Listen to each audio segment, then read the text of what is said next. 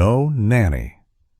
The housekeeper bathed the baby in the kitchen sink, but when the millionaire father saw it. Catherina Hartman arrived at 97 Cedar Street just as she did every morning, sharp at 7 a.m., with her hair tied neatly at the nape of her neck and her cloth tote, carrying gloves and her favorite citrus-scented cleaner. She was never late, never needed to be reminded. For the past 3 years, she had worked in the grand home of renowned architect Daniel Rivera, quietly, diligently, and invisibly, just like the best housekeepers always are. The house was always silent in the early mornings. Daniel either left early for meetings or secluded himself in his third-floor study to draw. Catherina never disturbed him. She was not assigned anything related to the child, Jacob, just a year and a half old. Childcare was always the job of hired nannies. Catherina's only task was to keep the place clean, polished, and in perfect order. That morning the air was crisp. She was wiping down the staircase with warm, lemon-scented water when a piercing cry rang out from the second floor, shattering the stillness of the home. Catherina froze. That cry, urgent, desperate, unrelenting, felt like someone had been abandoned. Her heart pounded. She hesitated for a moment, considering walking away. But instinct overrode protocol. She ran up the stairs, her footsteps echoing against the hardwood. The nursery door was ajar. Jacob was in his crib, his face flushed red, tiny arms reaching desperately toward the door. The room was in disarray. Scattered toys, a strong, sour odor lingering in the air. He was soaked from head to toe, wearing a filthy onesie, cold and sticky against his skin. Catherina stood frozen. She looked around. No one. On the side table was a handwritten note. "I can't do this anymore. I'm sorry. Don't try to contact me." Catherina's mind raced. She wasn't supposed to care for the child. That wasn't her job. But when Jacob's teary eyes met hers, when his tiny hands stretched out and his sobs turned into choked whimpers, she knew, if she didn't act, no one would. She stepped into the room slowly, lowered herself to the crib, and scooped him into her arms. His tiny body trembled against her chest. Jacob clung to her shirt collar, burying his face in her shoulder, the cries beginning to fade. Catherina stepped into the kitchen, still holding Jacob tightly in her arms. He had stopped crying, but each time she paused, his tiny hands clutched her collar again, afraid, as if terrified of being abandoned all over again. Her heart ached. She didn't know exactly what to do. She only knew one thing. The boy couldn't stay in this condition. Cold, soaked, skin sticky with urine, eyes swollen from too much crying. She checked the downstairs bathroom, a room she scrubbed every week, but it had no tub, only a standing shower, too tall and risky for a child barely 18 months old. The upstairs had a grand soaking tub inside Daniel's master suite, but Catherina was strictly forbidden from entering that space. The rules were clear. The boundaries had been drilled into her since day one.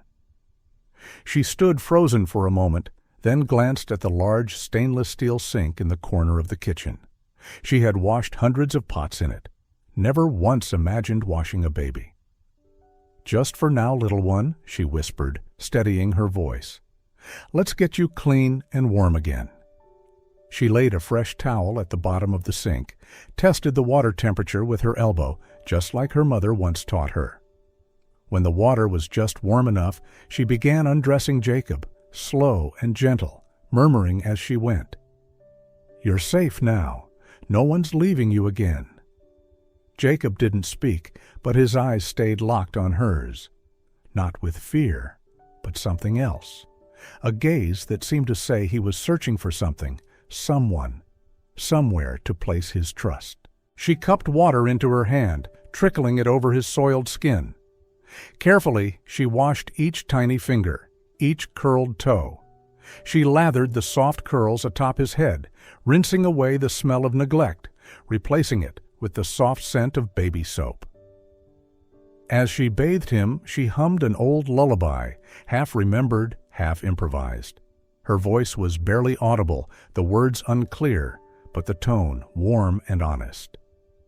Jacob listened. After a while, he began to smile, a real bright smile, followed by a string of soft babbles.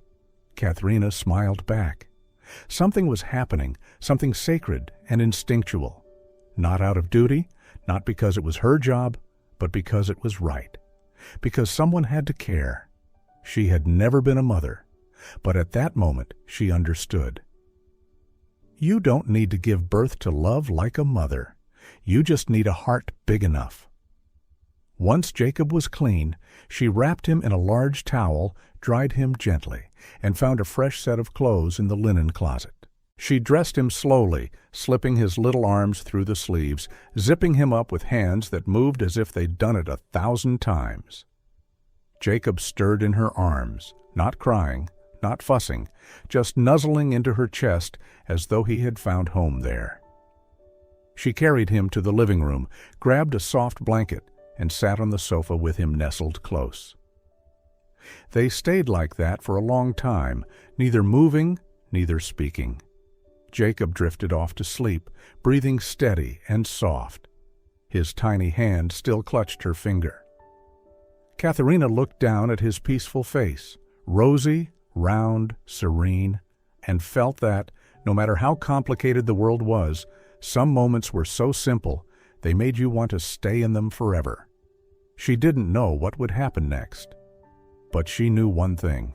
She had crossed a line. And she didn't regret it. Catherina was still sitting there on the sofa in the middle of the living room when the front door clicked open.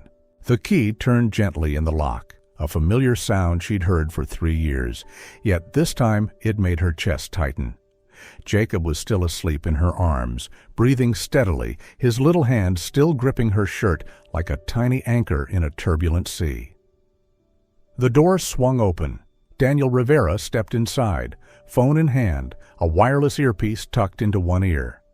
Catherina didn't move. Everything slowed. He paused in the entryway, his eyes scanning the room. In a few seconds, he took in the scene.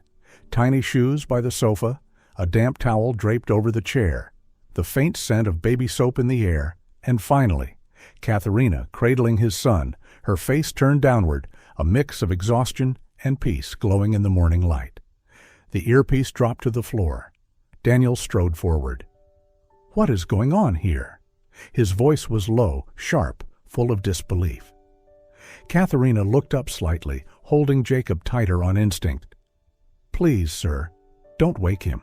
"He just fell asleep," she said gently but clearly. Daniel looked at his child, clean, dressed, cheeks rosy and calm. No signs of distress or fear, just a sleeping baby, safe in the arms of a woman he'd barely looked at for more than 30 seconds a day. He tightened his grip on his briefcase. "What did you do to my son?" he asked, not with anger, but with something else. Confusion. Catherina didn't flinch. She explained briefly. She had found Jacob alone, soaked, crying uncontrollably. The nanny had left, leaving a note on the table. No one else was home. Daniel listened, brow furrowed. The anger inside him no longer aimed at Catherina, but at something else, at the failure, at himself. He looked at Jacob, his son, who rarely met his gaze, now asleep peacefully in the arms of the housekeeper. "You're not supposed to care for my child," he said, still stern, but softer now. "I know," Catherina replied, eyes still on the sleeping boy. Silence. Daniel exhaled heavily, dragging a hand over his face as if to gather his scattered thoughts. "Give him to me," he said. Catherina hesitated, then slowly rose to her feet and gently transferred Jacob into his arms. But in that instant, like an instinctual jolt, Jacob stirred awake, eyes flying open, and began to cry. Loud, panicked sobs. His arms reached back toward Catherina, tears spilling down his cheeks. Daniel froze. He had never seen his son react this way. Catherina stepped forward. "Please, I think he's still scared." A brief moment. Daniel handed Jacob back, this time gently. And Jacob stopped crying, instantly, as if the world had just been set back in its rightful place. Daniel looked at them, saying nothing, but something inside him shifted, quietly, permanently. Daniel stood still, eyes fixed on Catherina, who gently rocked Jacob in her arms when the side door opened. The sound of heels echoed across the marble floor, announcing a familiar presence. Mrs. Celeste, the longtime housekeeper of the Rivera household, entered with her usual composed, unhurried demeanor. She stopped abruptly when she saw the scene before her, Daniel standing tense and the housemaid, Catherina, holding Jacob as if she were family. A brief flicker of disapproval crossed her face, but her voice remained smooth and firm. "Mr. Daniel, I had just stepped out to retrieve the supplier documents from the rear. I wasn't aware of any situation unfolding here." Daniel turned to her, his gaze sharp. "Where is the nanny?" Celeste blinked but quickly collected herself. "I believe she left? Perhaps an emergency?" "She left, abandoning the child alone, soaking wet and crying. A note on the table. You didn't notice?" Daniel's tone cut through the room, his anger barely restrained. Celeste lowered her head slightly. "I didn't expect her to act so irresponsibly." Catherina remained silent, holding Jacob a little closer as he stirred softly. In that moment, she could feel the tension thickening between the two. Daniel looked back at her. "Catherina, tell me everything from the beginning." She nodded and complied, her voice soft but unwavering. She described the cry, the filthy room, the note, the absence of anyone else, and the decision to bathe Jacob, because she couldn't bear to leave him like that. Celeste tried to interject, but Daniel raised a hand. "You had no authority to do any of that," Celeste said coldly once Catherina finished. "You are a cleaner. You're not allowed to touch the child, let alone enter private quarters." Daniel turned to the housekeeper. "Then who did have the authority, Celeste?" His voice was sharp. "The housemaid is the one holding my son, keeping him calm, and you, the one I entrusted to oversee everything, didn't even know he'd been left alone." Celeste stiffened.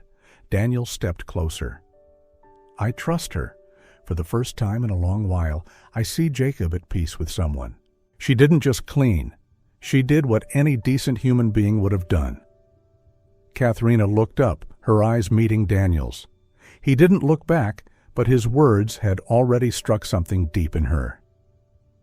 "We'll talk later," Daniel said to Celeste. "Right now, I want time alone with my son, and the woman who saved him this morning." Mrs. Celeste inclined her head, then turned and walked out, her heels tapping rhythmically, as if that sound was the only thing she still controlled. The door closed. Only 3 people remained in the quiet room, and the air between them had shifted. Daniel stood quietly for a moment after Mrs. Celeste left, as if he were trying to organize the thoughts that had just unraveled inside his mind. Catherina remained standing, Jacob still in her arms, now fast asleep again, his features soft in the sunlight, filtering through the curtains. The room was silent, except for the steady ticking of the wall clock. "Please, sit down," Daniel said, his tone no longer sharp. Catherina hesitated, then gently sat, adjusting her posture so as not to wake the baby. Daniel pulled a chair across from her. His face no longer held anger, just weariness and something like uncertainty. He looked at Catherina as if he were truly seeing her for the first time. "I apologize if I overreacted," he said, voice low. "I didn't know. I didn't expect to come home and find my son in someone else's arms." Catherina nodded slowly. "I understand, sir." "Call me Daniel," he interrupted gently. She looked at him, surprised, then gave a small nod. "Yes, Daniel." A pause passed between them. Not uncomfortable, just quiet. "Have you ever worked with children before?" Daniel asked, his fingers absently spinning the wedding ring he no longer wore. Catherina looked down at Jacob before answering.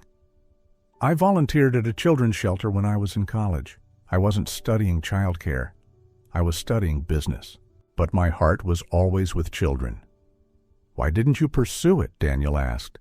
She smiled faintly, not out of joy. "I didn't think I was good enough, not qualified, not skilled enough, and I needed a stable job to survive." Daniel nodded slowly. In his eyes, something seemed to shift. Until now, Catherina had only ever been the cleaner. He had never thought of her name, never asked what she liked, never noticed the quiet sadness that followed her from room to room. "You've done an incredible job," he said. "Jacob has never reacted to anyone like that." Catherina lowered her gaze. "I didn't do it for praise. I just couldn't leave him like that." "And that's exactly how I know you have a heart," Daniel replied. "Something I might have forgotten existed in this house for a long time." Catherina said nothing. Jacob stirred softly, still clinging to her shirt. Daniel stood as if to leave, then turned back. "Catherina, thank you, truly." She looked up at him, and for the first time, they looked at each other not as employer and employee, but as two people, each carrying quiet emptiness, each holding words they had never dared to say aloud. "Catherina," Daniel said gently, "I want to ask you honestly, do you think I've spent enough time with Jacob?" Catherina hesitated. "You're a busy man, but children need to feel like they're a priority, not just a duty to fulfill." Silence fell between them. Daniel knew she was right. He looked at her for a long moment. "Would you be willing, if I asked, to care for Jacob as his primary caregiver?" Catherina was stunned. I don't have any official qualifications." "You have something far more valuable, love and a deeper understanding of Jacob than anyone else." Tears welled up in Catherina's eyes. "I'll take care of him with all my heart." After that conversation, something in Daniel began to shift, not loudly, not obviously, but deeply.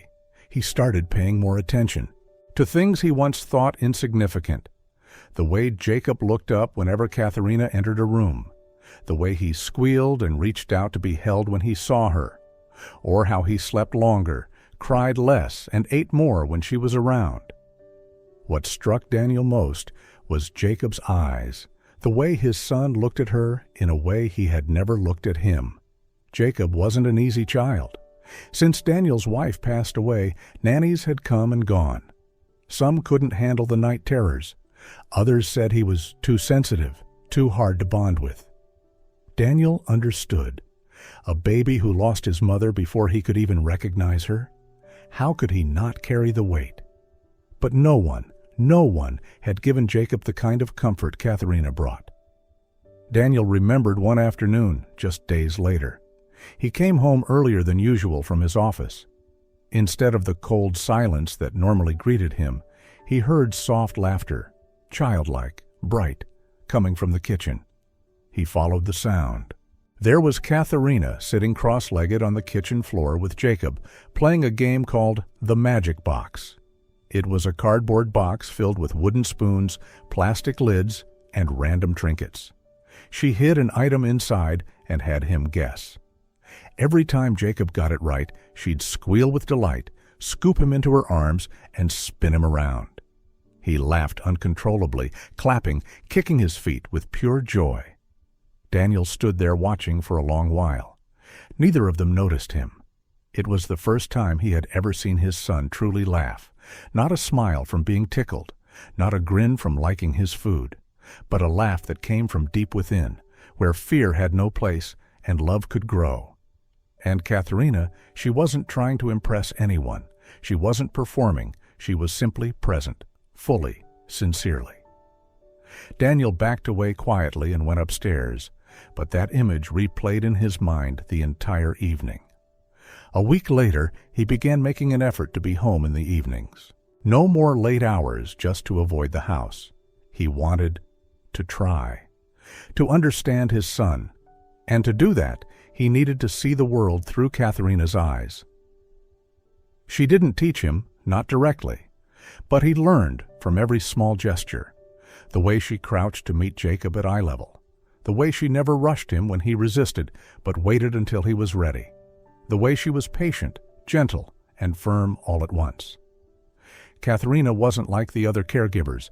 She didn't come to complete a task. She came to be fully present, and Daniel began to understand.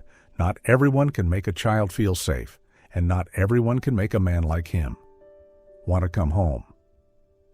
Since that day, Daniel's presence in the house was no longer a shadow passing behind closed doors. He began showing up in the evenings, sometimes earlier, sometimes just to sit at the dinner table and watch his son play on the rug. At first, Catherina felt uneasy. She wasn't used to Daniel being around. He had always been a distant figure, polite but cold. But now he often asked simple questions. How many meals did Jacob eat? What food does he like most?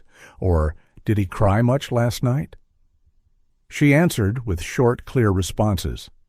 But gradually, those answers turned into little stories. She told him how Jacob reached for his teddy bear when he was sleepy, how he liked instrumental music in the morning. And Daniel listened, not just with his ears, but with his eyes, with presence. One evening after dinner, Daniel offered to put Jacob to bed. Catherina was surprised but nodded. She stood quietly beside him, watching. He held the boy a little awkwardly, unsure how to support him against his shoulder. But he didn't give up. Jacob squirmed, but didn't cry. When Daniel started to hum, a lullaby, offbeat and slightly clumsy, the child closed his eyes, fingers still gripping his father's shirt. Catherina smiled. For the first time, she didn't see Daniel as the cold, successful man she used to avoid, but as a father trying, step by step, to enter the fragile little world of his son. From that night on, evenings became a shared ritual. The three of them built towers from wooden blocks, read picture books, and laughed when Jacob dropped a block on Daniel's foot and giggled uncontrollably. One evening, while Jacob played quietly in the corner, Daniel handed Catherina a porcelain mug. "Do you drink tea?" She nodded, accepting it. For the first time, their hands brushed, just for a second, but enough to make her heart skip a beat. Neither said anything. But somehow, the room felt warmer. Trust doesn't arrive in a day. It is built from glances, honest questions, and small acts of kindness. Daniel began to realize Catherina wasn't just the maid. She was present, not only for Jacob, but for him too. The one who brought laughter, life, and warmth back into a house that had felt too empty for too long. And Catherina, she slowly allowed herself to believe. To trust that maybe, just maybe, she wasn't an outsider anymore. Maybe she belonged. A little. As autumn slipped into chillier days, the connection between the three of them began to evolve, not through words, but in the quiet spaces that spoke volumes. Daniel started spending more time at home. He worked from the ground floor study so he could hear Jacob's laughter or occasionally step out to see his son toddling across the living room, tiny hands clutching Catherina's fingers like she was the only anchor he needed. Catherina never asked why. She simply did her work, but her eyes no longer avoided Daniel's when they met. She began to smile when he joked about Jacob chewing on crayons or when he clumsily spilled her tea while trying to pour it. And Daniel found himself wanting to see that smile every day. One afternoon, with Jacob fast asleep, Daniel sat across from Catherina in the kitchen.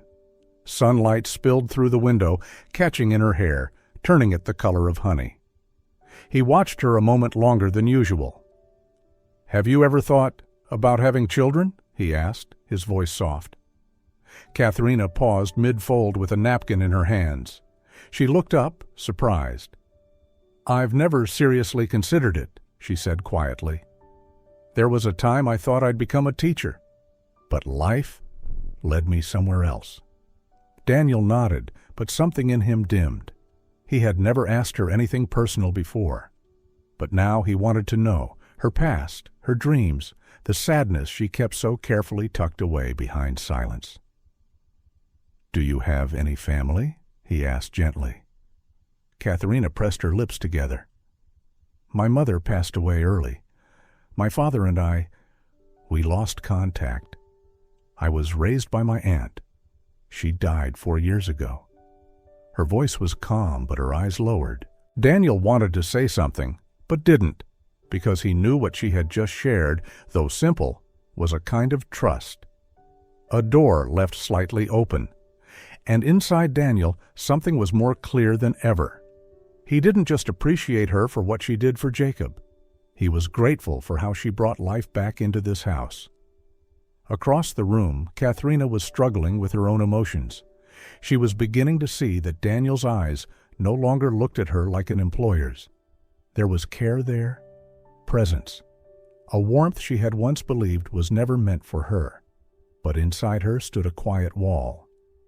Who am I in this house? Do I have the right to step closer? Or is this all temporary? One day, while she was dressing Jacob in his room, the little boy suddenly cupped her face in both hands, looked deeply into her eyes, and said, "Mommy?" Catherina froze. She didn't know whether to laugh or cry. Daniel stood in the doorway. He heard it, said nothing. But his eyes, so soft, so full, made her look away. Feelings, though unspoken, were now unmistakably real, present, full, and no longer hiding. It was a quiet night. A light breeze rustled the trees out front. The autumn sky held no moon, but stars were scattered across it like soft lights. In the kitchen, the scent of cinnamon cookies from earlier still lingered in the air. Jacob was fast asleep in his room. Catherina was finishing the dishes when Daniel walked in, holding 2 mugs, one for her, one for him. "Is coffee too late?" he asked, half joking. She smiled softly. "As long as it's not too bitter." He poured her a small cup and sat across from her at the kitchen table. Catherina dried her hands, took a seat, and wrapped her fingers around the mug, letting the warmth soak into her palms. They sat in silence for a while. But it wasn't uncomfortable. It was peaceful. Daniel looked at her. "I've been thinking a lot. About you, about Jacob, about this house." Catherina froze slightly. She set her cup down gently. "You know," he continued, voice steady, "I once thought I could go the rest of my life without letting anyone into my heart again. But then you came, and everything slowly started to change." She said nothing. Her heart pounded. Daniel lowered his gaze, hands clasped on the table. "Jacob needs you," he said. "But I think I do too." She looked at him, eyes wide with surprise. "Not because you clean well, or because you're good with him, but because you bring something I lost a long time ago. Trust, peace, the feeling of coming home." Catherina lowered her head. Her hands trembled slightly. She had never imagined that one day the man who once seemed carved from stone would speak to her this way. Daniel took a breath. "I don't know if this is sudden, but I wanted to ask." She looked up. Their eyes met. Would you consider it's becoming Jacob's full-time caregiver, living here, staying with us, as part of the family?" Her heart skipped a beat. She didn't know what she was expecting. A confession? Something bigger? But that offer, simple as it was, left her speechless. Because in it, there was something undeniable. A quiet admission, an open door. She swallowed. "Are you sure? That's not what I was hired for." For the first time, she said "I" like she belonged. Daniel smiled. "I've never been more sure." Nothing else needed to be said, but in their eyes there was an unspoken promise. No rush, no need to hurry, just one step toward each other. A week after that offer, not much had visibly changed. Catherina still did her work as usual, waking early, making breakfast, playing with Jacob with all the warmth she had. But something in the air had shifted, lighter, warmer, and Daniel looked at her differently, no longer as an employer, but as someone waiting for her to open her heart, waiting for the right moment. That evening, a gentle rain fell outside. The wind slipped through the windows, carrying the scent of damp earth and the last roses of the season. Jacob had fallen asleep earlier than usual, lulled by a bedtime story Daniel had read, long-winded and poorly delivered, but full of love. Catherina sat on the sofa, holding an unopened book, eyes drifting toward the window. Daniel walked in, holding a small wooden box. Not a ring box, no ribbon, just a simple, worn box that had likely been kept for years. He sat beside her. "Are you afraid?" he asked, his voice low but tender. She looked at him, surprised. "Afraid of what?" "Of stepping into a family. That's not perfect," he said, eyes on the box. "Of walking into the heart of a man who once locked every door. Of joining a life that hasn't been easy for either of us." She said nothing. Daniel opened the box. Inside was a small bracelet made of thin rope, worn, clean, humble. It seemed meaningless at first, but his hand trembled slightly as he picked it up. "My wife made this while she was pregnant with Jacob," he said quietly. "She said she'd give it to him when he started walking, but she never got the chance." He took a breath, then held the bracelet out to her.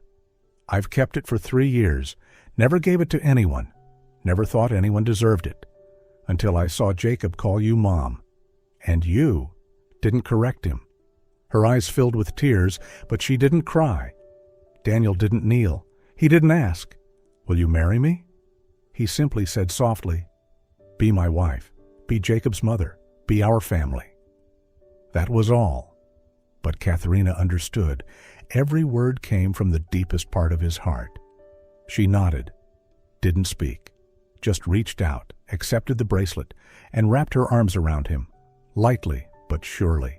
And in that rainy night, beneath the soft kitchen light, there were no fireworks, no crowd, just 2 people and a love that had finally bloomed.